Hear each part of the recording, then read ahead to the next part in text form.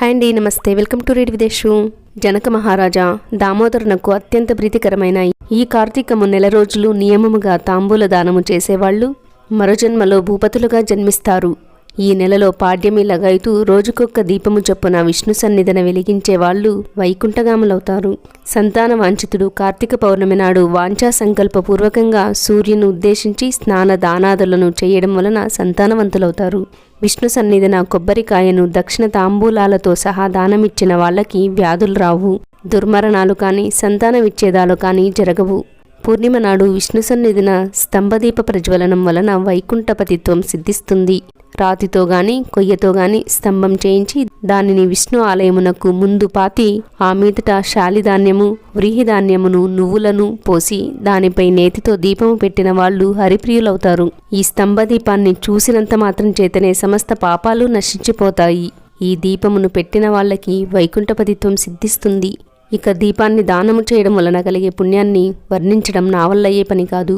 ఈ స్తంభదీప మహిమకు ఉదాహరణగా ఒక కథను చెబుతాను విను అని చెప్పసాగాడు వశిష్ఠుడు. నానా తరుజాల మండితమైన మతంగముని ఆశ్రమములో ఒక విష్ణు ఆలయము ఉండేది.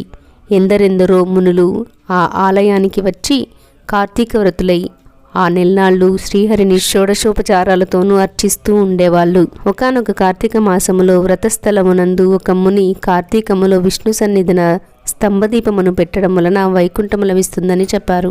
ఈరోజు కార్తీక పూర్ణిమ గనుక మనం కూడా ఈ విష్ణు ఆలయ ప్రాంగణంలో స్తంభదీపాన్ని వెలిగిద్దాము అని సూచించాడు.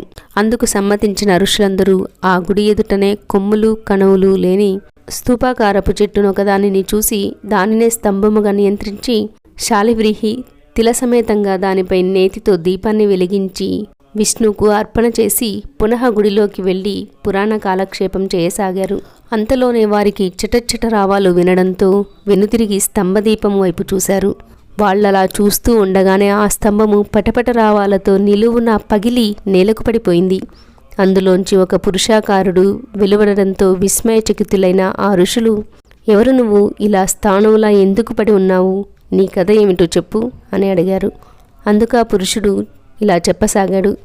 ఓ మునివరేణ్యులారా, నేను గతంలో ఒక బ్రాహ్మణుడను. అయినా వేదశాస్త్ర పఠనము గాని హరికథా శ్రవణము గాని క్షేత్రయాత్రాటనము గాని చేసి ఎరుగను.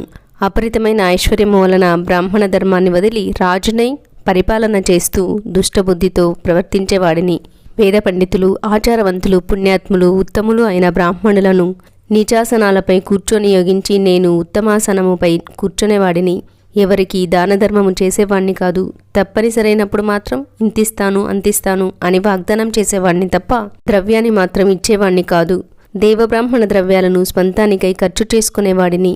తత్ఫలముగా దేహాంతాన నరకగతుడనై అనంతరము 52,000 మార్లు కుక్కగాను, 10,000 సార్లు కాకిగాను, మరో 10 పర్యాయాలు తొండగాను, ఇంకో 10,000 సార్లు విష్టాశినైన పురుగుగాను, 1,000,000 జన్మలు చెట్టుగాను, గత 1,000,000 జన్మలుగా ఇలా మొద్దువలను పరిణమించి కాలమును గడుపుతున్నాను. ఇంతటి పాపినైన నాకు ఇప్పుడెందుకు విమోచనము కలిగిందో, ఈ విశేష పురుషాకృతి ఎలా వచ్చినదో సర్వజ్ఞులైన మీరే చెప్పాలి అన్నాడు.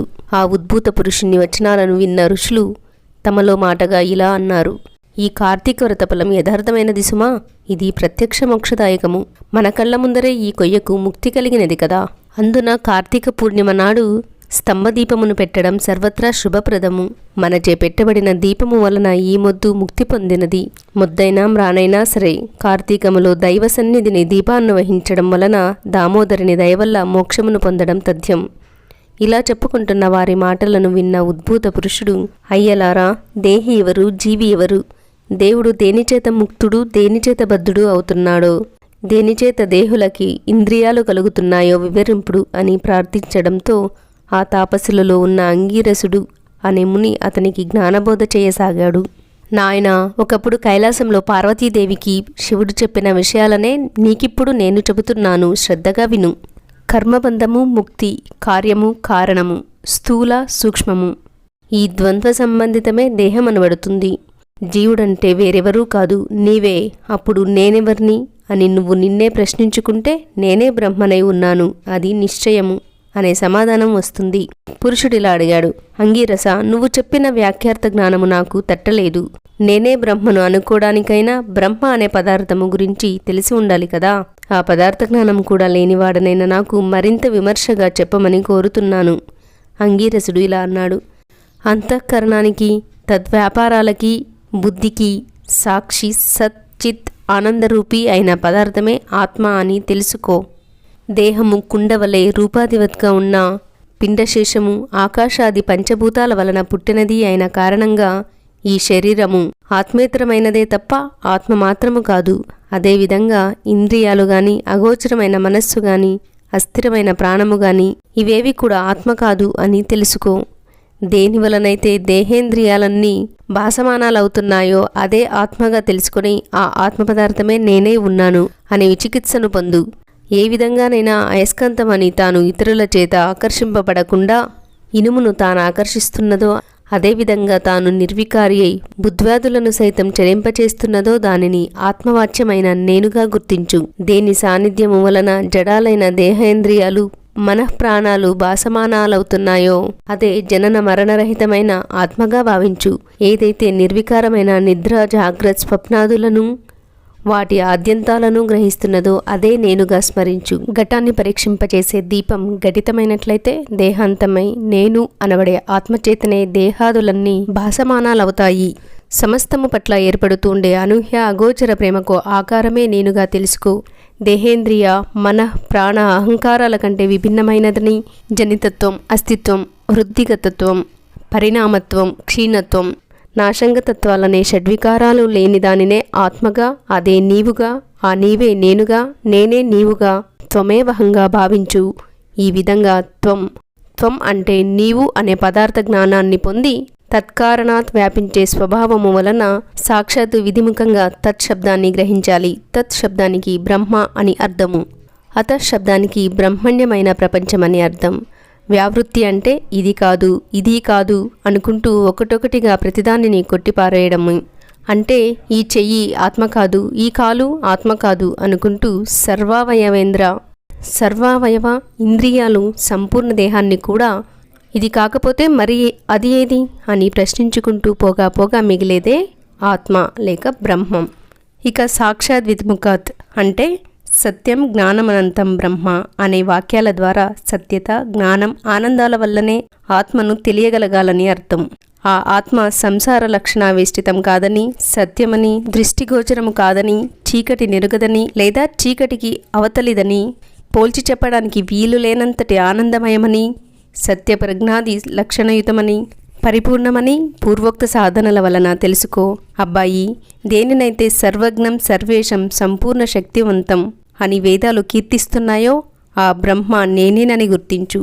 ఏది తెలుసుకుంటే అన్నీ తెలిసిపోతాయో అదే ఆత్మ, అదే నువ్వు, అదే నేను. తదను ప్రవిశ్య ఇత్యాది వాక్యాల చేత జీవాత్మ రూపాన జగత్ప్రవేశము, ప్రవేశత జీవులను గుర్తించిన నియంత్రత్వము, కర్మ ఫలప్రదము, సర్వజీవ కారణ కర్తృత్వము దేనికైతే చెప్పబడుతూ ఉందో అదే బ్రహ్మగా తెలుసుకో. తత్వమసి, తత్ అంటే బ్రహ్మ లేదా ఆత్మ, త్వం అంటే నువ్వే అనగా నువ్వే పరబ్రహ్మమని అర్థం. ఓ జిజ్ఞాసు, అద్వయానంద పరమాత్మయే ప్రత్యేగాత్మ, ఈ ప్రత్యేగాత్మే ఆ పరమాత్మ. ఈ ప్రకారమైన తాదాత్యత ఏనాడు సిద్ధిస్తుందో అప్పుడు మాత్రమే తత్ శబ్దార్థం తనేనని, త్వం శబ్దము సాధనమే గాని ఇతరం కాదని తేలిపోతుంది. అహం బ్రహ్మాస్మి అనే వాక్యార్థబోధ స్థిరపడే వరకు కూడా శమదమాది సాధన సంపత్తితో శ్రవణ మననాదికాలను ఆచరించాలి. ఎప్పుడైతే శృతి వల్లనో గురు కటాక్షం వల్లనో తాదాత్యబోధ స్థిరపడుతుందో అప్పుడు ఈ వర్తమాన సంసార లంపటము దానికదే పుట్టుకున తెగిపోతుంది. అయితే కొంతకాలం ప్రారబ్ధం పీడిస్తూనే ఉంటుంది.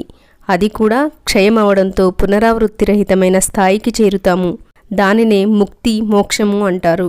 అందువల్ల ముందుగా చిత్తశుద్ధి కోసం కర్మిష్ఠులుగా ఉండి తత్ఫలాన్ని దైవార్పణము చేస్తూ ఉండడం వలన ప్రారబ్ధాన్ని అనుసరించి ఆ జన్మలోనే గాని లేదా ప్రారబ్ధ కర్మలో అధికమైతే మరుజన్మలోనైనా వివిధ మోక్ష విద్యాభ్యాసపరులై జ్ఞానులై కర్మబంధాన్ని తెంచుకుని ముక్తులవుతారు.